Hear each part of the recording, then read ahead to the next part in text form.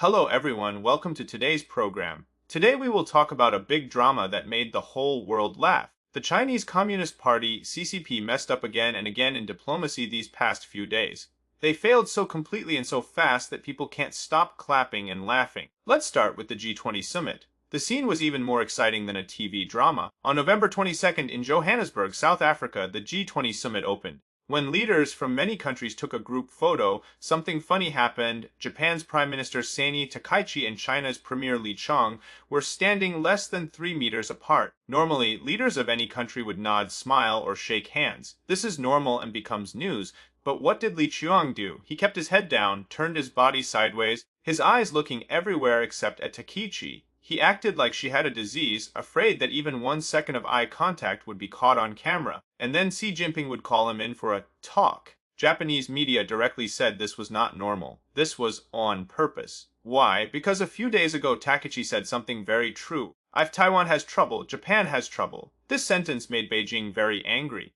They said Japan wants to split China, and they accused Japan of military rising again. If Qiang dared to look at Takaichi or accidentally smiled politely before his plane landed in Beijing, the discipline team might already be waiting at the airport.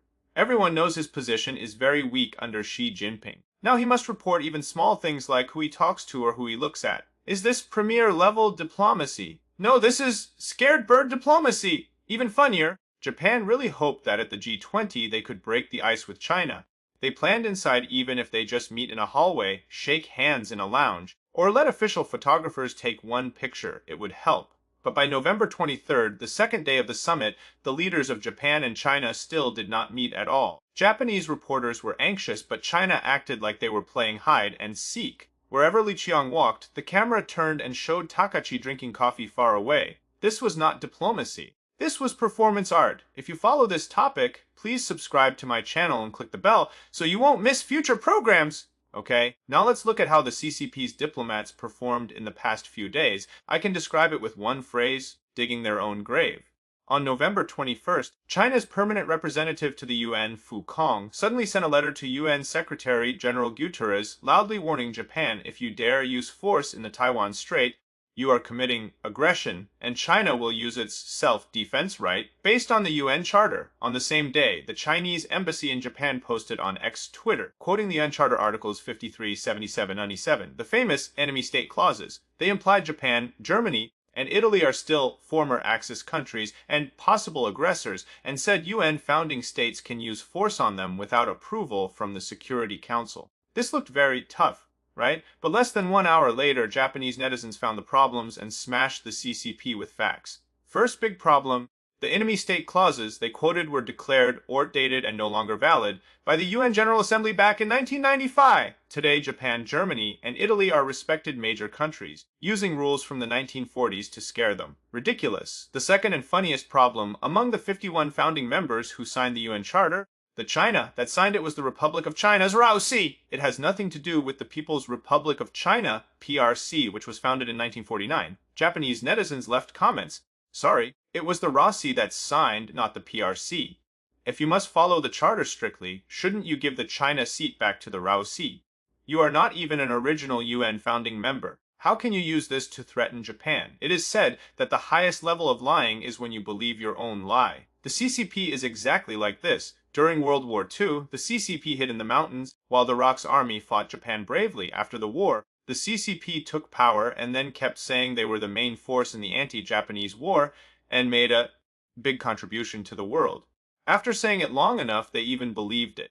Now they think they were a victorious country of World War II. This is not just hitting your own foot with a rock. This is hitting your own head. The CCP tried to use WI victory to make themselves look good, but instead revealed their biggest weakness. They were not even a founding member of the UN. So why do they get to inherit China's UN seat? This is basically destroying their own legitimacy. Netizens from Taiwan, Hong Kong, and Western countries joined Japanese netizens in laughing. The CCP embassy finally had to turn off comments and hide like an ostrich. Even more funny, while the CCP used the enemy state clauses to scare Japan, Qiang was smiling happily at Germany's Chancellor Merz and Italy's PM Meloni at the G20. Germany is planning to visit China, Italy is being friendly, but only Japan gets treated like a ghost. What logic is this? It means enemy countries can be chosen. If you listen to Beijing, you are a good enemy. If you don't, then you're a real enemy. This double standard is so obvious that the world is shocked. Meanwhile, Japan is taking real actions. On November 23rd, Japan's Defense Minister Shinjiro Koizumi went to Oniguni Island, which is only 110 kilometers from Taiwan. Japan will place new mid-range air defense missiles there. He said very clearly, this is not to make tension, but to make it less likely Japan will be attacked. This means we don't want to attack. We are afraid you will attack us, so we build shields first. At the same time, Japan decided to build underground shelters on Yonaguni, Ishigaki, Miyako, and other islands. These shelters can help people hide for 2 weeks. Miyako will turn an underground parking lot into a shelter for 500 people. Yonaguni will build one for 200 people. This is not practice. This is real war preparation to protect people's lives. Will the CCP be angry? Of course, but what can they do? At the same time, China's Dalian Maritime Safety Administration said the Bohai Strait and northern Yellow Sea would be closed for 2 weeks for military activity. What does this mean? China chose to hold exercises far from Japan, thousands of kilometers away. It is like saying, I am angry, but I don't dare come near you, so I'll make noise at home. This is like a kid being bullied at school and then coming home to break his toys. Even more interesting, while the CCP acts tough with Japan, they suddenly act soft with the United States. From December 6 to 14th, China's CCTV children's channel will air a China-US co-produced cartoon, My Netza and Transformers. This project started in 2017 and only now comes out. Netza becomes a transformer, Shen Gongbao becomes a Decepticon, and Shiji Fairy becomes a robot. Chinese netizens joke, this is like mixing noodles and pizza. Please don't destroy our classic story. But no matter what netizens say, the fact that this show airs on CCTV prime time is a strong signal. Beijing does not dare fight both the US and Japan at the same time.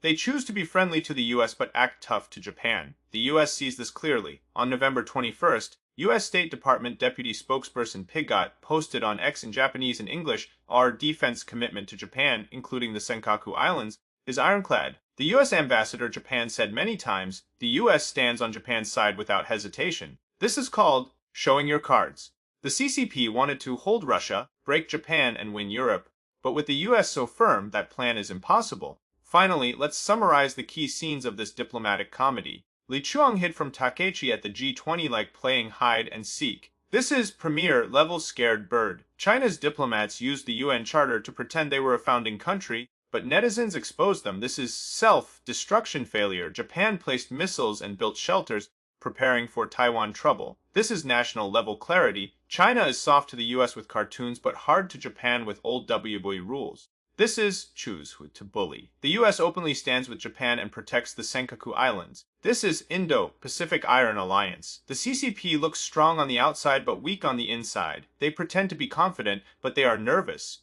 They pretend to follow rules, but they make mistakes everywhere. They wanted to use WW victory to make themselves look good, but ended up exposing their biggest weakness.